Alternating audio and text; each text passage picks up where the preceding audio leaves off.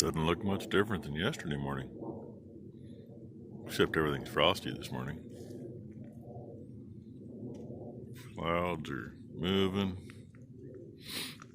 Yesterday was supposed to be 0% chance of rain, and it rained half the day. Today they say 100%. See what happens. Number one is apparently feeling better. She plans on being here today. So if it works out, she might be cleaning up on a skid steer. If it was froze a little harder, we'd try to get some manure out, but yeah, after raining half the day yesterday, I'm pretty sure that, being 31, 32 degrees this morning, it ain't gonna be solid enough. Oh well. Always something to do. Becky and I still gotta go to town at some point. We gotta pick our meat up, and she's gotta figure out what's in the freezer that's been in there long enough to come out and get smoked too. Get it all ready to go. She's only been talking about that for 3 weeks. Why get in a hurry, right? So wait. Walk in the other end of the barn, they're all here screaming for me. Yeah, those girls had 5 days. So, did they need a few more? Yeah, probably, but if you leave them tied up too much all at once, they tend to just be pissed. So sometimes we'll, give them a few days and tie them back up. I'll leave that up to number one. We got to figure out. Should be another 4 anyway to tie up. We got to figure out which ones they are for sure. And it'd be really nice if we got this barn cleaned out, because all of them that need to get tied up could just get tied then. Give the next group their 4 or 5 days, and then get the barn cleaned and tie all of them up together for a few days.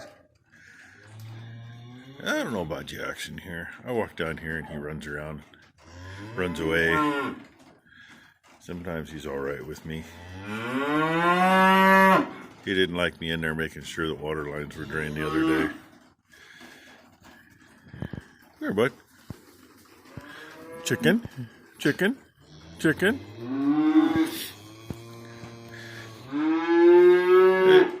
He'd being all right, really. Give him a little more loving, so he'll calm down a little more.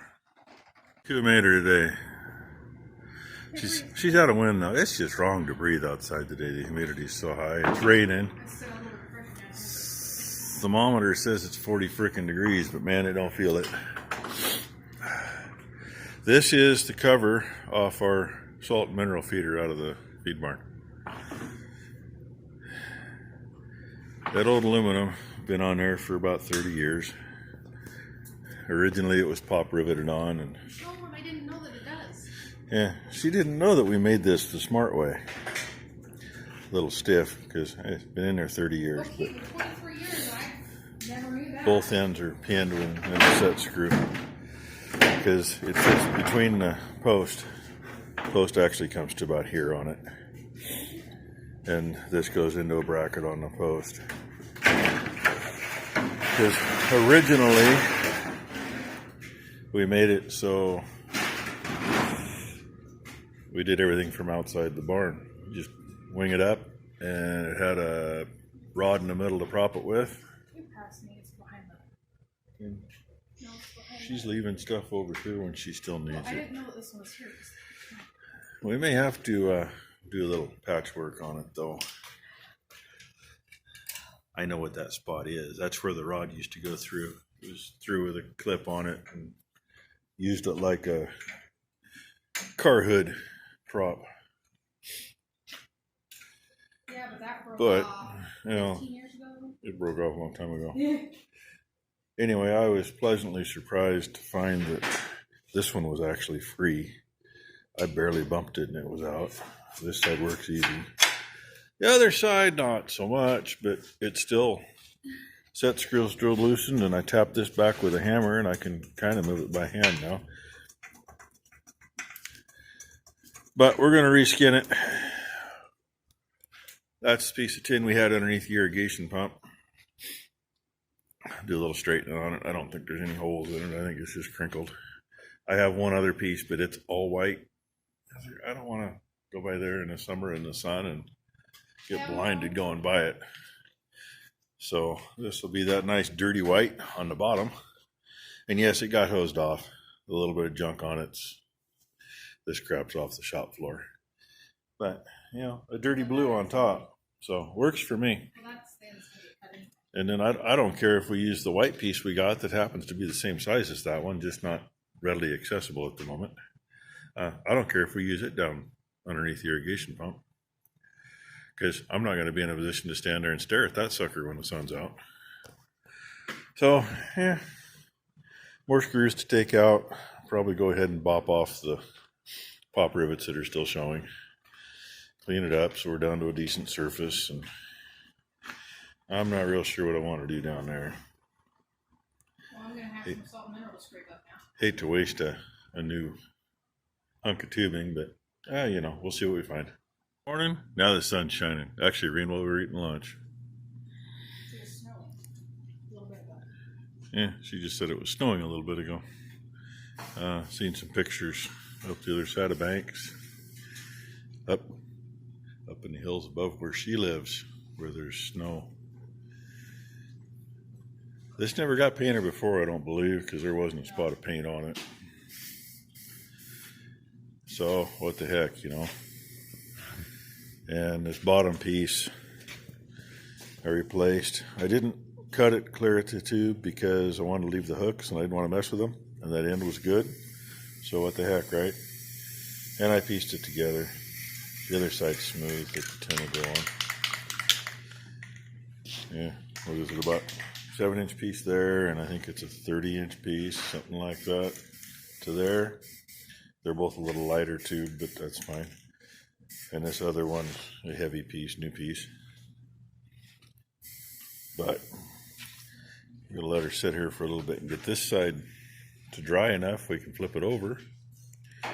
Get the other side done, and then get that thing shortened up to the length we need, and we got to trim it the other way too. And I'm thinking we may roll the edges, roll the top and bottom. Unless we go a whole different route, because we got some plastic panels we could put in. I got to go measure, see if they're long enough. If we do that, we'll do all short pieces and put them up and down instead of lengthwise. But there it is so far. Radio in the background. 30 inches. Need 32. Go figure. Oh well. Tag teaming it again. Flipped her over. Let it dry for a little bit after when we were out checking a couple other things that need to get done. But this needs it, so we're going to finish up here. There, see if I can get you looking in the right spot. If I can see what I'm doing and follow it, right? She's missing a little bit. I'm catching it. She doesn't do a whole lot of painting. A little bit, but you know. Either way, she just keeps aiming it at me.